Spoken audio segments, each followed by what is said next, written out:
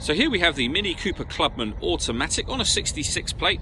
I'm going to start off by showing you around the outside of the car, and then we'll hop in and run through some controls on the inside.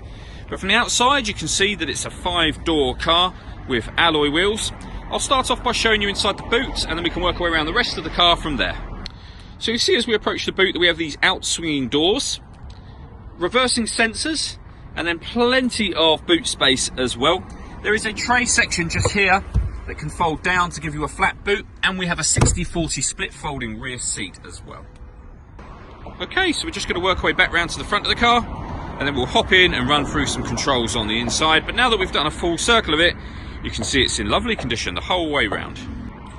Just briefly before we climb in, I think it's well worth seeing the interior from this exterior point of view. You get half leather seats, as you can see. There's plenty to run through on the dashboard, so let's hop in and we'll do that right now.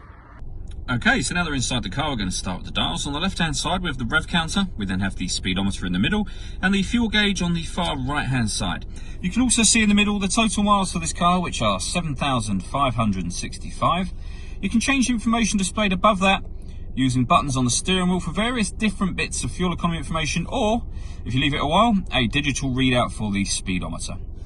If we back out to the steering wheel, on the left hand side we have cruise control and speed limiter, and on the right hand side we have stereo controls, including a button there for voice activation for your phone. So hit that button, ask it to dial anyone in your contacts list, and it can do that for you without you having to take your phone from your bag or pocket. That is, of course, once you've paired up your phone, and that is done on the central screen just here under the telephone heading. All of the movement I'm making at the moment on that screen is being done using this dial just here. So twisting this round will take us through the various settings on that menu.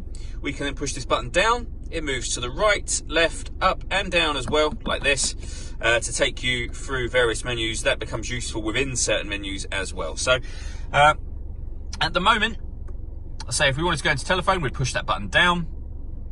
We can then pair our phone at the bottom there where it says Bluetooth devices. If we go back one step, when it comes to music, we have, first of all, of course, the radio. So this car has got FM, AM and DAB digital radio all available to us there. On top of that, you can listen to your own music under the multimedia heading. So on there, we have got USB input, Bluetooth audio, so once you've paired your phone you can stream music wirelessly, as well as obviously making and receiving phone calls, and we have auxiliary input too, so plenty of ways to listen to your music. This car also has satellite navigation. There's a full video showing exactly how this works on both our website and on our Facebook page. It's well worth checking those videos out if you have the time to. Working our way down from that, we have the dual zone climate control, so you can adjust the temperature on the passenger and driver sides. Fan speed is adjustable in the middle, both up and down. You can determine where you'd like the air to be distributed by hitting this button here, and eventually it will cycle through all the various different options that you could have. And then when you're ready, hit that button to turn the air conditioning on. So it's on when that green light shows, or off when the light is off. You can, of course, if you wish to, just hit auto, and the car will now maintain those temperatures by taking full control of the fan speed itself. And you can override that at any time you wish to by pressing the auto button again. Beneath that, we have heated driver seat with 3 different heat settings, and the same on the passenger side just there.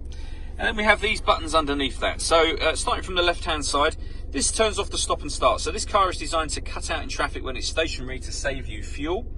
You can turn that off by hitting that button. The button in the middle will start and stop the engine.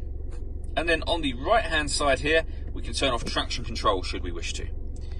Under that section, we've got the auxiliary and USB inputs that I mentioned previously, and underneath that cap in the center there, there's a 12-volt charging socket.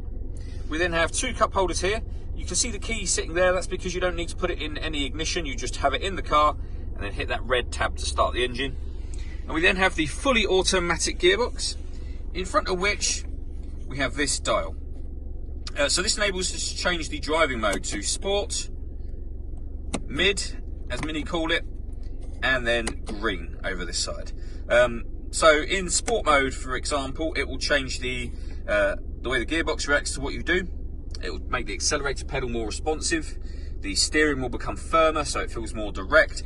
any setting you put it in, it will tell you up on the screen that you've done it. So we're in, as you can see, sport mode there. It says maximum go-kart feel. Mid mode, which is your everyday driving. And then the green mode. All that leaves me to say is thank you for taking the time to watch this video. If you'd like to come and see the car in person and have a test drive, please feel free to call any of our MJA sites. We'd love to hear from you soon.